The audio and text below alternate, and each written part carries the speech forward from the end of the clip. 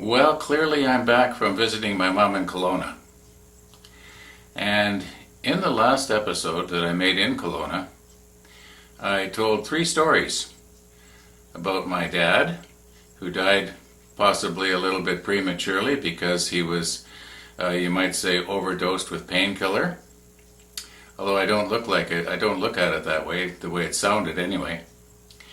And I told a story about the child who was denied medical help because of a religious belief.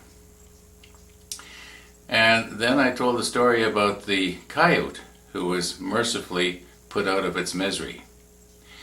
So what am I trying to say? What am I getting at?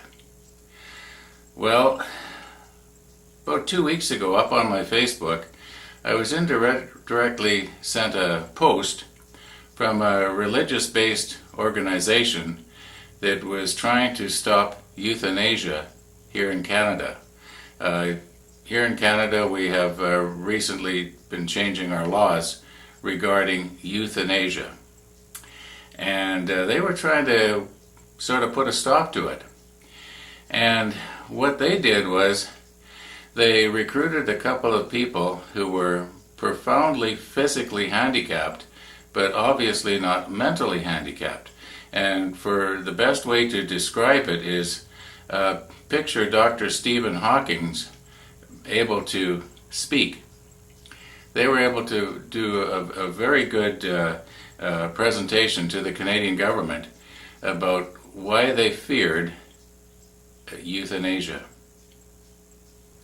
Now, I think there was probably a little bit of fear-mongering going on the part of this overzealous group, which meant well, but they sort of gave these guys the impression, I think, that if this euthanasia thing went ahead here in Canada, people like them would be euthanized against their will.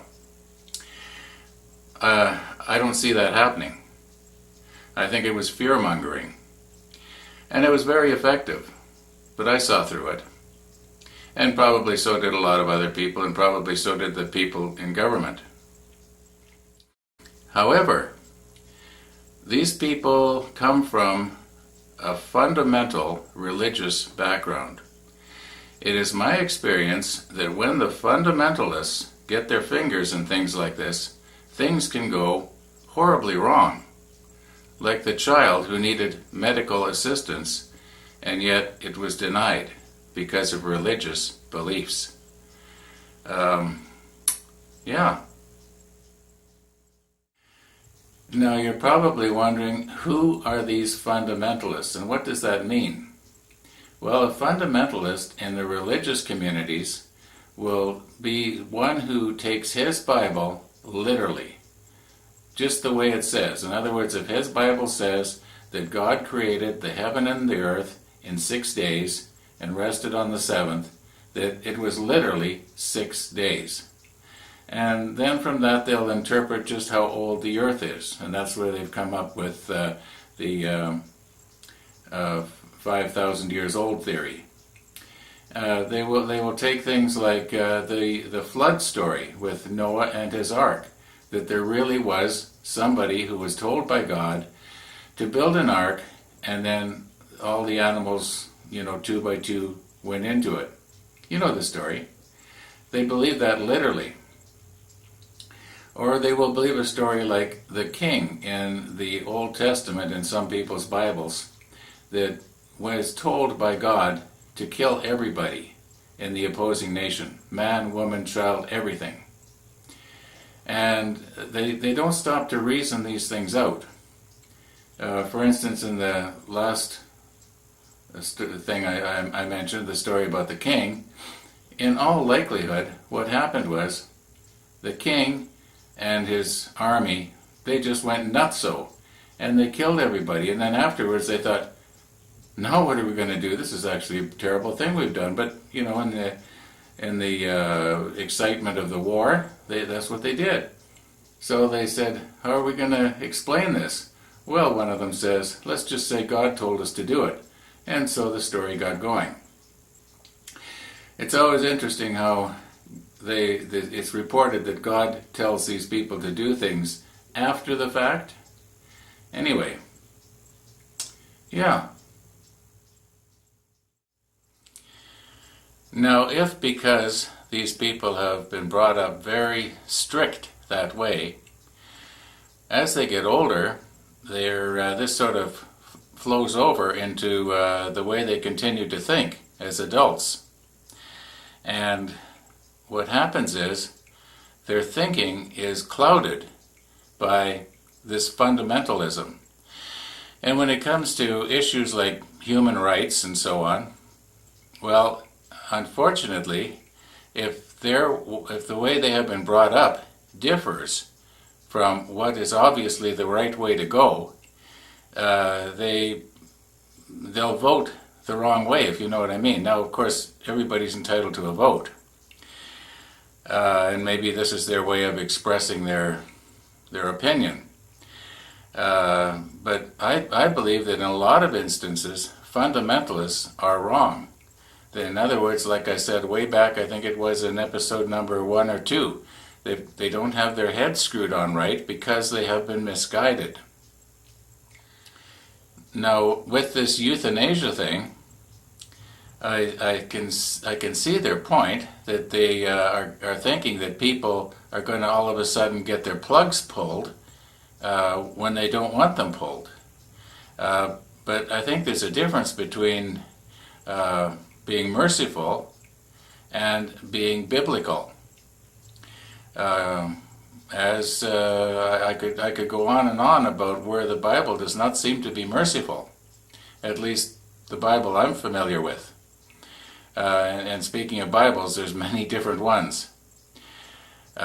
Each group thinks that theirs is the only one, but anyhow.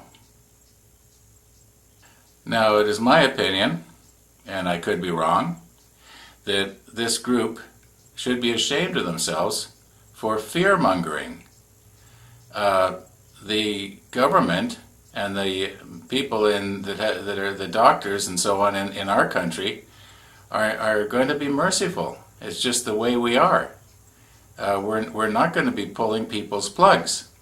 And that one fellow who was quite concerned that him and people like him might be euthanized, he doesn't need to worry. You have been misguided, my friend. Now, I realize you're not going to probably ever see this video, but you were misguided.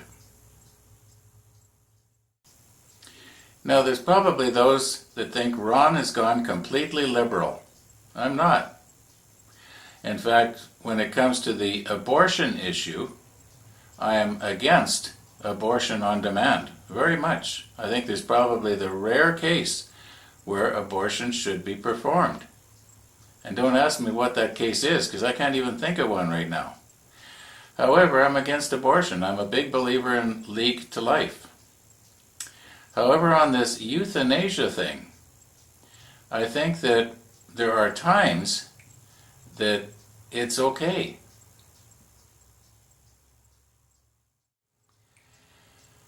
I don't know why it is I got on this series. It's really different. Got nothing to do with my stool project, right?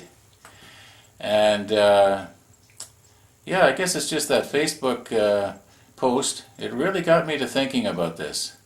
And being as that I've been brought up in a very narrow-minded religious environment, I can see the follies behind it, because I started to think about it. A lot of these people don't allow themselves to think about this. So consequently, because they haven't thought it through, it can become a dangerous thing if they're allowed to influence government. Now, that's just my opinion, and I could be wrong. But one thing I do know today, I want to get back to this project here. So I want to see how much of this I can get welded together properly by the end of the day.